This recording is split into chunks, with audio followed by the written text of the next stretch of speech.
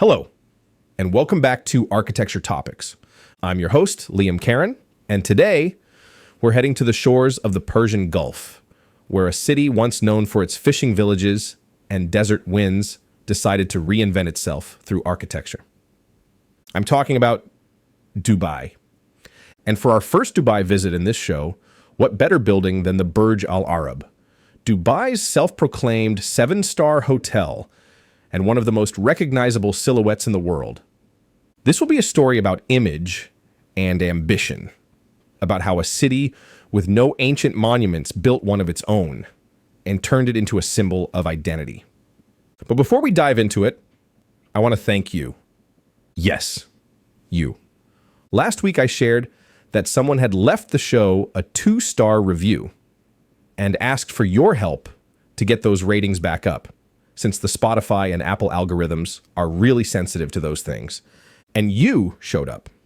In just a few days, Architecture Topics received a wave of 5-star reviews and so many kind messages, which honestly means a lot. Knowing that people all around the world are enjoying these stories and even getting to know some of you a little better through the comments is exactly the kind of fuel I needed to keep going. So thank you. And now, without further ado, back to the episode. To start this story, let's go back to the 1990s, when Dubai was just beginning to dream of the impossible. In the early 90s, Dubai was still a blank canvas, a small Gulf emirate surrounded by sand and sea, better known for its oil fields and trade routes than for skyscrapers or luxury hotels. But its rulers saw something few others could: the end of oil, and the need for a different kind of wealth. Sheikh Mohammed bin Rashid Al Maktoum, then Crown Prince, believed Dubai could reinvent itself as a global destination, powered not by resources, but by imagination. To do that, the city needed a symbol, something unmistakable. A building that could travel the world on a postcard and say, "This is Dubai." So in 1993, the government-owned Jumeirah Group began planning a flagship hotel unlike anything the region had ever seen. They reached out to the British engineering and design firm W.S. Atkins, where a young architect named Tom Wright was given the brief. The request was bold and simple. Design a building that will become to Dubai what the Eiffel Tower is to Paris. And that single sentence would set in motion one of the most ambitious architectural projects of the late 20th century. Tom Wright began sketching ideas almost immediately. He wanted a shape that would be unmistakable, even in silhouette. Something that spoke both of the city's heritage and its future. His inspiration came from the traditional Arabian dhow, the long wooden sailing boats that had once carried traders across the Gulf.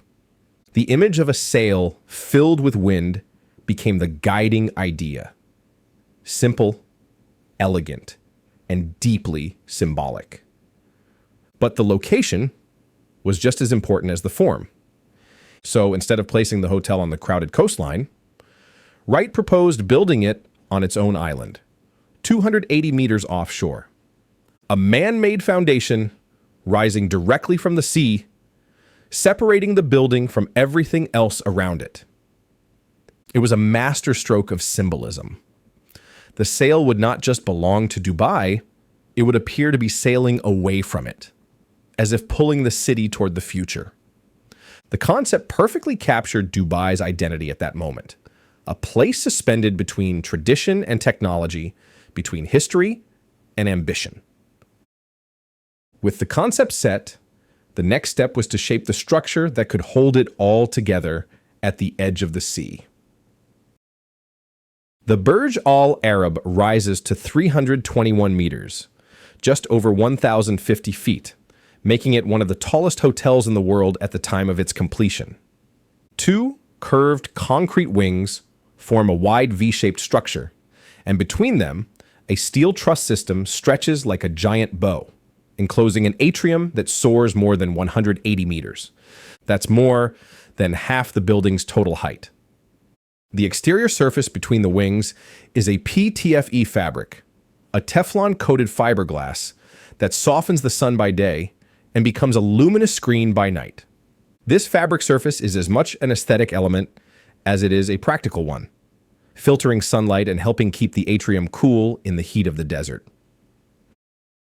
The island foundation rests on 230 concrete piles driven roughly 40 meters into the seabed. On top of that, engineers created a honeycomb of concrete and rock to spread the load and tame the Gulf's waves. Offshore wind, salt, and shifting sand were not afterthoughts. They were the brief. Inside, designer Quan Chu leaned fully into spectacle. Gold leaf, marble, bold color, and patterns that announce luxury the moment you step into the atrium. The structure sets the stage, while the interior delivers the performance. Construction began in 1994, but it would take years before any signs of a high-rise would show. Engineers spent almost 3 years creating the island, layering rock and concrete in precise grids to keep it stable against the waves. Only when that artificial ground was ready could the real construction begin. The twin concrete wings rose first, then the massive steel truss that linked them, followed by the fabric sail stretched across the void. At the very top, extending out toward the sea, a circular platform was added, the helipad. It wasn't meant for daily use, but as a symbol of arrival, luxury, and spectacle. From the beach, the building looked light, almost weightless. It isn't every day that you see a building of this size with a textile facade. To many, it seemed like it might actually catch a wind and fly away, literally. But behind that graceful silhouette was a dense network of steel, concrete, and engineering precision. Every joint designed to survive the heat, the salt, and the wind. Even today, keeping it pristine is an operation as complex as its design. Teams of rope access specialists wash and inspect the facade year-round, and the Teflon fabric panels are replaced periodically. Inside, everything revolves around the atrium. When guests enter, they stand at the base of a space nearly 200 meters high, taller than the Statue of Liberty, lined with soaring golden columns and layers of colored balconies that climb toward the sky.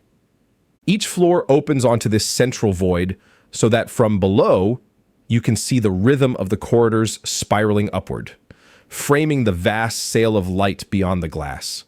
Marble from Brazil and Italy, carpets from South Africa, mosaic tiles from Morocco, and more than 2,000 square meters of gold leaf. The interior is an explosion of color and texture. By the late 1990s, as the final panels were being fixed, the building had already captured public attention. From the shoreline, it looked like a mirage, a sail rising from the horizon. When it opened in December 1999, it became the instant symbol of modern Dubai. The hotel contains no standard rooms, only 202 luxurious duplex suites, with 2 floors connected by a grand staircase, reinforcing the feeling of scale. The press called it the world's first 7-star hotel, a phrase born from a journalist's imagination, but quickly adopted as part of its identity. The nickname clung to the building like part of its design, defining how people saw it before they had even stepped inside. And high above, that helipad turned into a stage for spectacle. With Tiger Woods driving golf balls into the Gulf, Roger Federer and Andre Agassi playing tennis above the clouds, and David Coulthard performing Formula One spins where no car should ever be. Each event kept the Burj Al Arab in the headlines, ensuring that Dubai's new icon stayed visible to the world. By the time the new millennium arrived, the building had achieved exactly what it was meant to.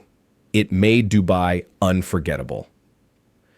The final cost was around $1 billion, an amount that seemed almost absurd for a hotel, but only until you realized it wasn't just a hotel.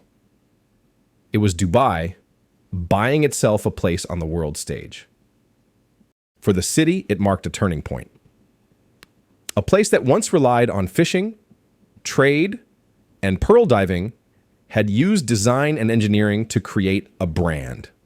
The Burj Al Arab was an icon, a skyline distilled into a single form, and a statement that promised that architecture could build identity as powerfully as oil had built wealth.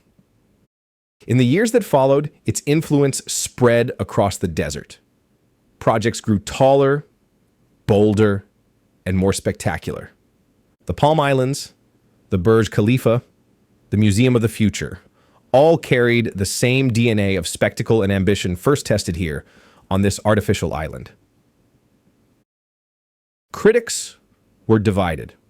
Some dismissed it as excessive and too theatrical, a monument to wealth rather than culture, while others saw in it something undeniable, the courage to imagine beyond one's scale and to turn dream into reality. And in that sense, it succeeded completely. The Burj Al Arab made Dubai recognizable everywhere, not through history or geography, but through ambition. More than 20 years later, the Burj Al Arab still feels slightly unreal. It stands as the moment Dubai learned to dream at full scale, not modestly, not cautiously, but with complete conviction. For Tom Wright, it was the project of a lifetime. For Dubai, it was the beginning of an era. And whether you see it as a masterpiece of engineering or as a monument to extravagance, it's hard to deny its power. Because architecture, at its best or its boldest, changes the way we see a place. And after 1999, no one ever looked at Dubai the same way again. I'm Liam Karen, and this was the story of the Burj Al Arab. If you enjoyed this episode, follow the show wherever you're listening and share it with a friend who loves architecture, cities, or just a good story. I'll see you in the next episode. Until then, keep looking up.